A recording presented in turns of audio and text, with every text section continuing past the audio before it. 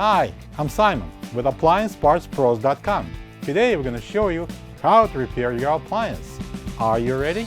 Remember, anytime you work on your appliance, make sure it's unplugged or the circuit breakers are off so there is no chance of electrocution. In this video, we'll show you how to replace the door shelf bar in a Maytag refrigerator. It's going to be an extremely easy repair. Should only take a minute or two to show you how to do it. When you open up the package, you're going to get a new door shelf bar. The door shelf bar allows for an additional useful storage space on the refrigerator door. The main reason why it would need to be replaced is if it breaks and no longer stays in place or is missing. Open the fresh food door.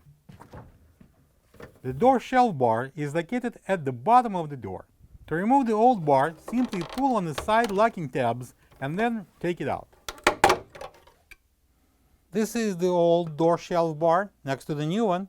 If you don't have this part, you can get it from AppliancePartsPros.com. Slide the new door shelf bar in its place and push it in to lock the tabs.